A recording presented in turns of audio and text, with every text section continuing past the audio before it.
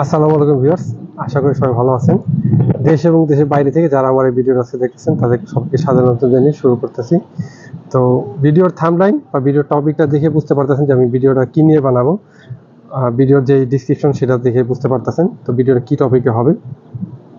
তো আমি আজকে পোল্যান্ড সম্পর্কে না, আমি আপনাদেরকে সবচেয়ে আলোচিত বিষয় যেটা সে ক্রোয়েশিয়া নিয়ে আমি আপনাদেরকে আজকে একটা সংক্ষেপে একটা ধারণা দেওয়ার চেষ্টা করবো যে ক্রোয়েশিয়ার কোন পারমিটে ভিসা এখন সবচেয়ে বেশি হইতেছে, কোন সেক্টর ভিসা বেশি হইতেছে এবং পারমিট বেরোতে কীরকম সময় লাগে, ভিসার রেজাল্টগুলো আসতে কীরকম সময় লাগে এবং কোন দেশ থেকে ভিসাগুলো বেশি হইতেছে, প্লাস একটা কস্টিংয়ের মোটামুটি একটা ধারণা দেওয়ার চেষ্টা করবো। ঠিক আছে, তো যারা আমার চ্যানেলটাতে ভিডিওটা নতুন দেখবেন, যদি আপনার কাছে ভিডিওটা একটু হেল্পফুল মনে হয় তাহলে ভিডিওটা দেখার পরে যদি আপনার কাছে ভালো লাগে অবশ্যই আমার চ্যানেলটা সাবস্ক্রাইব করবেন। আর যদি আমার ফেসবুক পেজ থেকে দেখেন তাহলে পেজটা লাইক এবং ফলো দিয়ে পাশে থাকবেন। ঠিক আছে, চলেন আমি শুরু করি।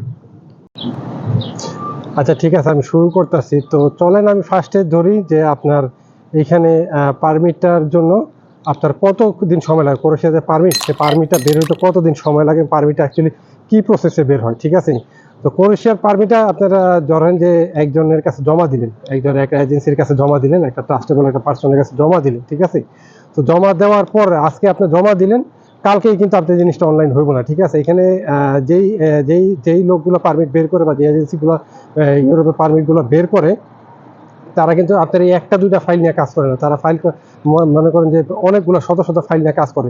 তো একসাথে যখন 20টা 30টা একসাথে হয় তারপর ওগুলো অনলাইন করে। তারপরে যেদিনকার থেকে জমা দিবেন সেদিনকার থেকে কিন্তু আপনি কাউন্ট করতে পারবেন। আপনার কাউন্টিংটা স্টার্ট হবে মূলত যখন আপনার ফাইলটা অনলাইন হয়। আপনার ফাইলটা যখন অনলাইন হবে, অনলাইন হলে প্রত্যেকটা আপনার যেই এজেন্সি আছে বা যেই লোকদের কাছে দিবেন তার কাছ থেকে অনলাইনের যে স্ক্রিনশটটা সেইটা আপনি দেখে নেবেন। ঠিক আছে, তো অনলাইন হওয়ার পরে থেকে আপনার হলো মেইন কাউন্টিংটা শুরু হয়। তো অনলাইন হওয়ার পরে থেকে মূলত 3 থেকে 4 মাসের মধ্যে আইসা পড়ে আর কি। বা জাগ্রেব সিটির মধ্যে একটু বেশি সময় লাগে, আবার কিছু কিছু সিটি আছে ওগুলোতে আবার 2 মাসের মধ্যে বের হয়ে যায়। তার মিনিমাম ধরে রাখতে হবে যে কমপক্ষে 4 থেকে 5 মাসের মধ্যে আপনার বেরোবে, এটা একটা ম্যাক্সিমাম টাইম আছে। ঠিক আছে, এর মধ্যে যদি আবার না বেরোয় তাহলে আপনার ভাবতে হবে যে এখানে আপনার পারমিট আর বের হবে না, আপনার পারমিটটা ক্যান্সেল হয়ে গেছে। তা আমি মোটামুটি একটা ধারণা দিলাম এই সময়ের মধ্যে। ঠিক আছে, তো ওই যে অনেকে বলেন ভাই আজকে 7 মাস 8 মাস ধরে আমি ফাইল দিয়ে রাখছি, হ্যাঁ এই এজেন্সির কাছে আমার পারমিট বের করতেছে না, এই করতেছে না। আসলে আপনার হয়তো বা তাহলে ফাইল অনলাইন করে নেই। তা আপনাদেরকে সবাইকে বলতেছি অনলাইন যে যখন থেকে করবে তখন থেকে আপনার কাউন্টিংটা আপনি শুরু করবেন। ঠিক আছে, আচ্ছা এখন যেটা আসি সেকেন্ড স্টেপে, সেটা হলো আপনার কোন সেক্টরের ভিসা বেশি হইতেছে, ক্রোয়েশিয়ার জন্য কোন সেক্টরে আপনি জমা দিবেন। বাংলাদেশ থেকে এখন ম্যাক্সিমামই দেখবেন যে যারা আছে এজেন্সিগুলো এরা বলতেছে ফুড ডেলিভারি। ঠিক আছে, এবং মিডল ইস্ট থেকে অনেকে আগে আপনার নিচে ফুড ডেলিভারির জন্য, তো ফুড ডেলিভারি ভিসা আগে হয়েছে, কিন্তু এখন ফুড ডেলিভারি ভিসাগুলো একজন এই মূলত দিতে চায় না এই ক্রোয়েশিয়ান এম্বাসি থেকে। কি জন্য ফুড ডেলিভারিতে কেউ থাকে না। আর ওইখানে এই শীতের মধ্যে বলেন, এই গরমের মধ্যে কষ্ট করে বলেন, এখানে সাইকেল চালায় কেউ ফুড ডেলিভারি করতে চায় না, আমার যতটুকু ধারণা আর কি। আর ফুড ডেলিভারির যে কোম্পানিগুলো এগুলোতে আপনার ঠিকঠাক মতো ট্যাক্সও পে করে না, তাই তো সুতরাং ফুড ডেলিভারিতে আপনারা অ্যাভয়েড করবেন। আচ্ছা এখন তাহলে বলতে পারেন যে ভাই তাহলে কোন সেক্টরের বিষয় বেশি হইতেছে, কোন পারমিটের উপর বেশি হইতেছে। হ্যাঁ, তো এটা কনস্ট্রাকশনের যেই সেকশনটা আছে, যে সেক্টরটা আছে এই কনস্ট্রাকশনের উপরে। আর কনস্ট্রাকশন কিন্তু শুধু বলতে আপনার যে বিল্ডিং কনস্ট্রাকশন বলতে না, একটা কনস্ট্রাকশনের মধ্যে আপনার ওয়েল্ডিং থাকে, স্টিল ফিক্সার থাকে, আপনার প্লাম্বার থাকে, তারপর আপনার ইলেকট্রিশিয়ান থাকে। ঠিক আছে, তো টোটাল একটা যতগুলো কাজ আছে এগুলো কনস্ট্রাকশন সেক্টরের মধ্যে পড়ে। তো এগুলার এই টাইপের যে পারমিটগুলো এগুলোর ভিসা কিন্তু সবসময় মনে করেন যে ক্রোয়েশিয়া আগে থেকেও দিছে, এবং এখনও আপনি যারা পরিচিত লোকজন আপনি দেখতে পারবেন যে যারা ভিসা অলরেডি পাইছে এদের ম্যাক্সিমামই এই আপনার যে কনস্ট্রাকশন সেক্টরের উপর পারমিট হয়েছে। তো আপনারা যারা করবেন পারমিটের জন্য জমা দিবেন, অবশ্যই আপনার কনস্ট্রাকশন সেক্টরের দিকে করবেন, তাহলে আপনার ভিসা হওয়ার পসিবিলিটিটা হাই হবে আর কি। কথা বুঝতে পারছেন, এমন না যে এখানে কনস্ট্রাকশন সেক্টর দিলেই আপনার ভিসাটা হয়ে যাবে, বাট এগুলো চান্স মনে করেন যে একটু বেশি থাকে। আর যেই সেক্টর, যে সেকেন্ড যে সেক্টরটা সেগুলো আপনার হসপিটালিটি সেক্টর। আর মানে হসপিটালিটিটা কিন্তু পুরাটা আপনারা টোটালি হোটেল বলেন রেস্টুরেন্ট বলেন এগুলো মিলেই হয় আর কি। ঠিক আছে, তো একটা হোটেল রেস্টুরেন্টের মধ্যে মনে করেন যে অনেকগুলো পদ থাকে আর কি, অনেকগুলো আপনার পোস্ট থাকে। হোটেল রেস্টুরেন্টের মধ্যে যেই যেই ভিসাটা মোটামুটি শিওর, আমি 100% শিওর বলতে পারবো না, 100% শিওর গ্যারান্টি কোনো কিছু নেই, কিন্তু যেই ভিসাটা মোটামুটি শুধু ক্রোয়েশিয়ার জন্য না, মোটামুটি অনেকগুলা দেশের জন্য যেই সেক্টর ভিসাগুলো মনে করেন যে একটা অ্যাম্বাসেডর বলেন বা একটা অ্যাম্বাসি সহজে ভিসাটা যেই পারমিটটাকে মানে রিফিউজ করতে চায় না, সেটা হচ্ছে একটা যে শেফ। শেফ যেটা আমরা বাবুর্চি বলি বা কুক বলি, ঠিক আছে, এই শেফের পারমিট যারা অরিজিনাল শেফ আছেন তারা আপনারা মনে করেন যে ট্রাই করতে পারেন। আপনাদের ভিসাটা আমি মোটামুটি বলতেছি যে এখানে ভিসা রিফিউজ হওয়ার কোনো চান্স নেই। আর একটা শেফের পারমিট কিন্তু এমনি বেরোয় না, একটা শেফের মনে করেন যে অনেক ভিডিও লাগে, অনেক কিছু আপনাদের যে ইন্টারভিউ প্রসেস আছে ওগুলোর মাধ্যমে তারপরে একটা শেফের পারমিট বেরোয়। তো যারা অরিজিনাল শেফ আছেন তারা আপনারা যদি কোর্সের জন্য ঝালেন তাহলে ইনশাল্লাহ আপনাদের ভিসাটা হয়ে যেতে পারে। আর হসপিটালি সেক্টরের মধ্যে এছাড়াও মনে করেন যে রুম বয় আছে, বেল বয় আছে, ঠিক আছে, ওয়েটার আছে, তারপরে অ্যাসিস্ট্যান্ট কুক আছে, বেল বয় আছে, তো এইগুলো মিলিয়ে সেক্টরে আবার হাউসকিপিং আছে। এই হাউসকিপিং সেক্টরের মধ্যে কিন্তু ভিসা হইতেছে।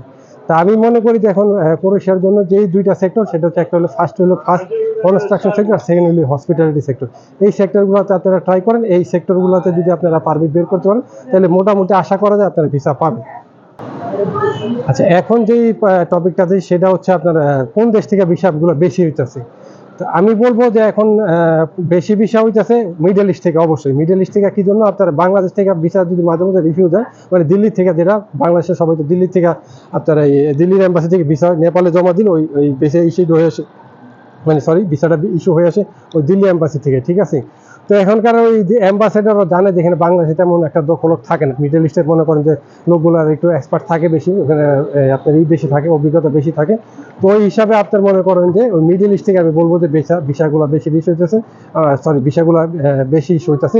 ইভেন বাংলাদেশ থেকে কিন্তু ভিসা হইতেছে, নেপাল থেকে কিন্তু, মানে নেপালে যারা বিএফএস জমা দেন তারাও কিন্তু প্রচুর ভিসা মনে করেন যে ইস্যু হইতেছে।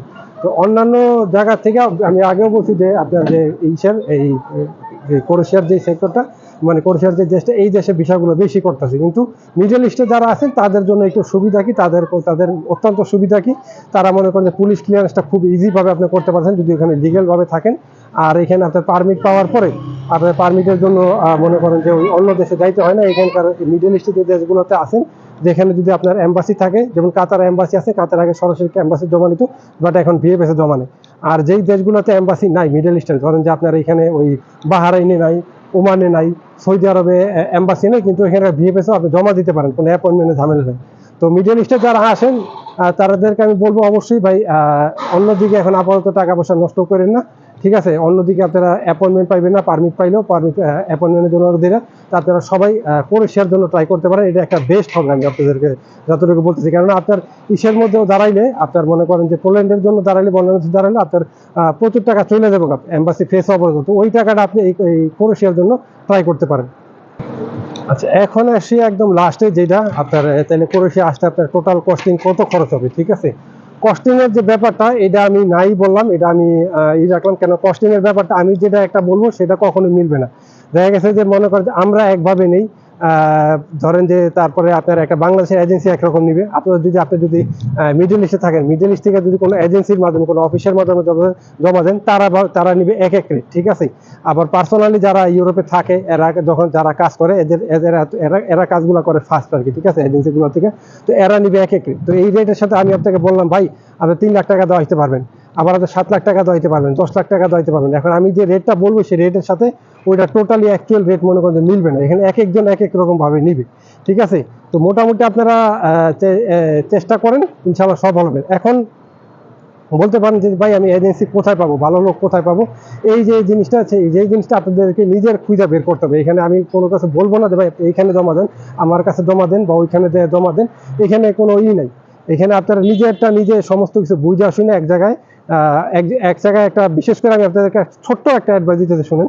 বিভিন্ন গ্রুপের মধ্যে আমি অ্যাক্টিভ থাকি। তো অ্যাক্টিভ থাকার পরে এখানে দেখতেছি এখানে আপনার এই রাখে, এই বিভিন্ন ধরনের যখন ভ্যাকেন্সি আসে এরা বিভিন্ন ধরনের পোস্ট দেয়। এই 3 মাসের মধ্যে 100% ভিসা শিওর, ঠিক আছে, ক্রোয়েশিয়ার ভিসা শিওর, এতগুলো লোক লাগবে, এতগুলো প্লাম্বার লাগবে। ভাই যেই লোকে, আমি আপনাদের একটা কথা বলতেছি, যেই লোকে অরিজিনাল ভাবে কাজ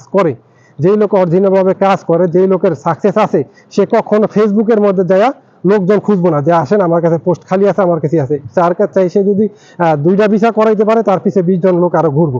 তো ওইভাবে আপনারা যাদের সাকসেস আছে বা যাদেরকে আপনি পরিপূর্ণভাবে বিশ্বাস করতে পারবেন, তাদের কাছে আপনি মনে করেন যে ফাইলটা দিবেন। আর এখানে একটা জিনিস বলে রাখবেন যে এখানে এই টাকা পয়সার যে ব্যাপার স্যাপার, এগুলো সমস্ত কিছু বুঝা শুনা, সমস্ত কিছু দেখে শুনা, নিজের মাথার মধ্যে যেই যা জিনিসটা ঘুরবো সেই জিনিসটা সমস্ত কিছু বুঝে তারপর আপনার টাকা পয়সার লেনদেন করবেন, ঠিক আছে। ওই অনলাইনে যে বিজ্ঞাপন, সেই বিজ্ঞাপন যে একদম মজার যে বিজ্ঞাপন, যে আকর্ষণীয় বিজ্ঞাপন, ওখানে দেখার পরেই ছোটার কোনো দরকার নেই। আমি যে কাতারের একটা গ্রুপের মধ্যে আছে, এখানে দেখি যে কেউ বাংলাদেশের মধ্যে বসে সে বলতেছে একদম মানে শিওর 100% শিওর তারা কাতার থেকে এই ক্রোয়েশিয়ার ভিসা করাই দিব, হাঙ্গেরির ভিসা করাই দিব, অথচ সে নিজে কিন্তু দেশে বসে রয়েছে।